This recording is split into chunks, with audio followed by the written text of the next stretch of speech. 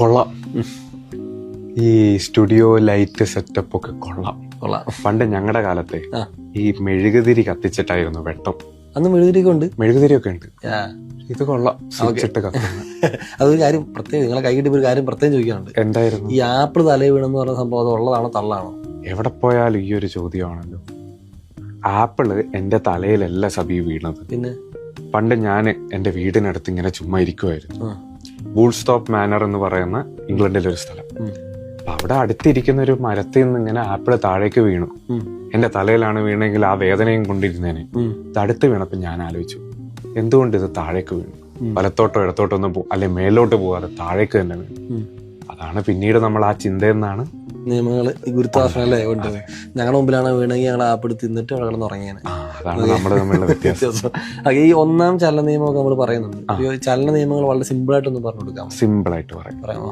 സബി ഇപ്പൊ ഇവിടെ ഇരിക്കുവല്ലേ, ഈ ഇരിക്കുന്നതെന്ന് പെട്ടെന്ന് ഒരാൾ സബീനെ തള്ളിയാല് ഒരു ഒരു അനക്കം.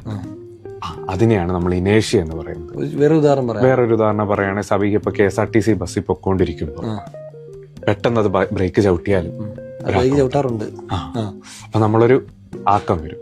അതാണ്, അതായത് നമുക്കൊരു വസ്തുവിന് അത് ഏത് സ്ഥിതിയിലാണോ നിൽക്കുന്നത് അത് തന്നെ തുടരാനുള്ളൊരു ടെൻഡൻസി ഉണ്ടാവും. ഇതാണ് ഒന്നാം ചലന നിയമം. ഒന്നാമത്. ഈ രണ്ടാമത് ചലന നിയമം നമ്മൾ ഭയങ്കര ഇക്വേഷനെ കുറിച്ച് F=ma എന്നൊക്കെ പഠിക്കാറുണ്ട്. എന്താണത് സിമ്പിൾ ആയിട്ട് പറയുകയാണെങ്കിൽ rate of change of momentum, അതായത് ഒരു വസ്തുവിൽ ഉണ്ടാകുന്ന ആക്സിലറേഷൻ അത് അതിന്റെ ഫോഴ്സിനോട് പ്രൊപ്പോർഷണൽ ആയിട്ടാണുള്ളത്. സിമ്പിൾ ആയിട്ട് പറഞ്ഞുതരാം.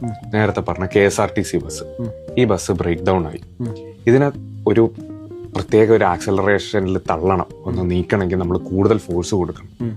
അതേസമയം ഇതൊരു ചെറിയൊരു കാറോ സൈക്കിളോ ആണെങ്കിൽ തള്ളാൻ കുറച്ചും കൂടെ എളുപ്പമാണ്. ഫോഴ്സ് അത്ര മതിയാവും.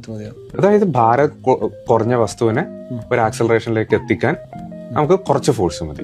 ഇത് നേരെ തിരിച്ചും മറിച്ചും ഒക്കെ നമുക്ക് പറയാം. വളരെ സിമ്പിൾ ആയിട്ട് പറയാം. നിങ്ങൾക്ക് പരീക്ഷയ്ക്കൊക്കെ ആണല്ലോ അതിന് ഇത്രയേ വേണ്ടൂ. പക്ഷെ നമ്മൾ പഠിക്കുമ്പോൾ ആഴത്തിൽ പഠിച്ചാൽ നല്ലത്. മൂന്നാം ചലന നിയമം നിങ്ങളത് വളരെ യൂണിവേഴ്സൽ ആയിട്ട് പറയുന്ന ഒരു കാര്യമാണ്. Every action has an equal and opposite reaction. Cinema dialogue അല്ലല്ലേ? സിനിമ ഡയലോഗ് അല്ല, അത് പ്രകൃതിയിലൊരു ഡയലോഗാണ്. അതായത് ഒരു എളുപ്പത്തിന് പറയുകയാണെങ്കിൽ സബി വഞ്ചി തുഴയുകയാണെങ്കിൽ അല്ലെങ്കിൽ നീന്തുവാണെങ്കിൽ നമ്മൾ വെള്ളത്തെ പിറകോട്ട് തള്ളും. വെള്ളം നമ്മളെ ഫ്രണ്ടിലോട്ട് തള്ളുന്നത് കൊണ്ടാണ് നമ്മൾ മുന്നോട്ട് പോകുന്നത്. വഞ്ചിയൊക്കെ എല്ലാം, വഞ്ചി ആയാലും നീന്തലായാലും നമ്മൾ നടക്കുന്നത് പോലും അതുകൊണ്ടാണ്. കൊള്ളാം. ഓക്കെ, അപ്പൊ ഇതുപോലെ വേറെ നിയമങ്ങളൊക്കെ ഉണ്ടാക്കി വെച്ചിട്ടുണ്ടായിരുന്നു. ഇഷ്ടം പോലെ മാത്തമാറ്റിക്സിലുണ്ട്. കളർ തിയറി, കളർ വീലിനെ പറ്റിയൊക്കെ കേട്ടിട്ടുണ്ടാവും. മാത്സ്, സയൻസ്, അങ്ങനെ ഞാൻ കൈവെക്കാത്ത മേഖലകളില്ല ശരിക്കും. ഇല്ല. അപ്പം